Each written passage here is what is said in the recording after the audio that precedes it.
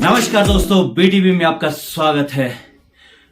दोस्तों, आज मैं आपको एक ऐसा मोटिवेशनल वीडियो दिखाना चाहता हूं जो हमारी सोसाइटी में, हमारे समाज के लिए बहुत जरूरी है। हमारे समाज में बहुत ज्यादा प्रतिभा है। हमारे समाज के अंदर ऐसे लोग हैं जिन्होंने संघर्ष किया है और संघर्ष कर रहे हैं, क्योंकि पूरे भारत में, पूरे देश में, पूरे प्रदेश के समाज में इस तरह का माहौल है, इस तरह की स्थिति है कि हमारे लोगों को आसानी से ऊपर नहीं आने देते हैं। हमारे लोग आसानी से ऊपर नहीं आते हैं। हमारे लोगों को बहुत ज्यादा संघर्ष करना पड़ता है, चाहे वो एजुकेशन हो, चाहे वो राजनीतिक फील्ड हो, चाहे वो आर्थिक फील्ड हो, चाहे वो सामाजिक फील्ड हो। हमें बहुत सारा संघर्ष करना पड़ता है। इसीलिए बहुत सारे लोग कहते हैं कि हमारा समाज सोया हुआ है, जबकि दोस्तों ऐसा नहीं है। हमारा समाज बहुत ज्यादा संघर्ष कर रहा है। साथियों, मैं एक वीडियो आपको दिखाना चाहता हूं। हमारे कमलेश जी अभी हाल ही में शिमला में एक बहुजन एकता मिशन की बैठक हुई, जिसमें कि कमलेश जी ने एक अपना भाषण दिया। मैं कह सकता हूं एक बहुत बड़ी, महिलाओं के लिए भी मोटिवेशन है और पुरुषों के लिए भी हमारे बहुत बड़ी मोटिवेशन है। और इसी तरह की मोटिवेशन की हमें जरूरत है। बीटीवी ये कोशिश करता है कि आपके लिए इस तरह के मोटिवेशन आपके सामने रखे जाए, और जो हमारे समाज में एक चेंज आ रहा है और हमारे समाज जो आगे जा रहा है, और इसको कोई रोक भी नहीं सकता है। साथियों, दोस्तों, आप देखिए, इस पूरे वीडियो को आप देखें और इस चैनल को जरूर सब्सक्राइब करिए, लाइक शेयर करिए और जरूर कमेंट दीजिए। कमेंट इसलिए होता है दोस्तों क्योंकि कमेंट से ये लगता है कि हम क्या करना चाह रहे हैं, हम कहां जाना चाह रहे हैं। आप चैनल को खोलिए, आप चैनल को देखिए, आप कमेंट दीजिए। इससे क्या होता है कि जो हमारा मीडिया है, हमारे पास जो माध्यम है मीडिया का डेवलप करने का, जो हमारे इजी वे है, उसको और लोग भी फॉलो कर सकते हैं। और हर आदमी, हर जो हमारा इंटेलिजेंट वर्क है, जो हमारे यूथ है, वो इस फील्ड में आ सकते हैं और इस चीज को आगे ले जा सकते हैं। विरोध करना चाहिए। और अगर हम अपने, मतलब ये है कि मैं अपनी रिस्पेक्ट कर रही हूँ, मुझे खुद से स्टार्ट करनी है। मुझे दूसरे तब करेंगे अगर मैं खुद रिस्पेक्ट कर रही हूँ। मैं आईजीएमसी में जब वहाँ से नाहन से ट्रांसफ़र होके आई, तो जो भी कास्ट वाले जातिवादी लोग होते हैं, मैं अर्की से थी उस वक्त, मतलब मेरा ससुराल अर्की में था। तो मुझे पूछा गया कि अर्की में टिपिकली कहाँ से, and I know why she is asking this question, कि मैं टिपिकली कहाँ से हूँ, मैं टिपिकली कौन सी कास्ट से हूँ। मैंने बता दिया, और मुझे कभी शर्म नहीं लगी कि मैंने इंटरकास्ट मैरिज करी है। और मैंने मैं ओबीसी समाज से हूँ, वहाँ से घीरत जो होंगे यहाँ कांगड़ा में, वो उनको पता होगा, घीरत कम्युनिटी खेती बाड़ी करते हैं, आपको पता होगा। तो वहाँ पे लड़कियों को सिर्फ इसलिए पढ़ाया जाता है कि अच्छा सा, उस वक्त मतलब जब मैं पढ़ती थी, मैं स्कूल में थी, कि अच्छा सा लड़का मिल जाए, और कोई मकसद नहीं होता था। तो जात क्या मायने रखती है, यहाँ एक महिला ज़्यादा अच्छे से समझती है, क्योंकि उसको क्या ट्रीटमेंट मिलता है वो हर उसमें। अगर आपकी अपर कास्ट की महिलाएं देखेंगे ना, तो अगर अभी 80 की साल की हुई होंगी तो वो पढ़ी लिखी होंगी, एजुकेटेड होंगी, वेल एजुकेटेड। लेकिन हमारे समाज से जो आज भी नहीं है, मैं फर्स्ट मतलब लड़की हूँ अपनी फैमिली से जो जॉब में है, गवर्नमेंट जॉब। बाकी और सबकी सोच किसी को नहीं पता है। सबको पता है सरस्वती की पूजा करनी है, लेकिन किसी को नहीं पता कि हमें बुक्स किसने पकड़ाई है, हाथ में हमारे बुक्स किसने दी है, वो किसी को भी नहीं पता। किसी को नहीं पता ज्योतिबा फुले कौन है, माता सावित्रीबाई फुले कौन है। महिला दिवस मनाए जाते हैं, दुनिया भर का वो परोसा जाता है, लेकिन किसी को असल कुछ वो नहीं पता।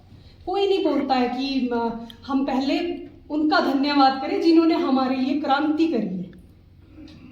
मैं सिर्फ उन्हीं लोगों को जानती हूँ। बाकी मैं तो ये इतना मानती हूँ कि हम लोग पिछड़े हैं तो सिर्फ इस वजह से क्योंकि हम बटे हुए हैं, और भ्रष्टाचार बहुत है। जब कोई ऊपर चला जाता है हायर लेवल पे, फिर वो अपना सोचता है, फिर वो अपना सोचने शुरू कर देता है। वो भूल जाता है कि मैं किस मकसद से और किन लोगों के द्वारा यहाँ तक पहुँचा हूँ। बाबा साहेब के साथ भी ऐसा ही हुआ, उनके अपने ही लोगों ने धोखा दिया था।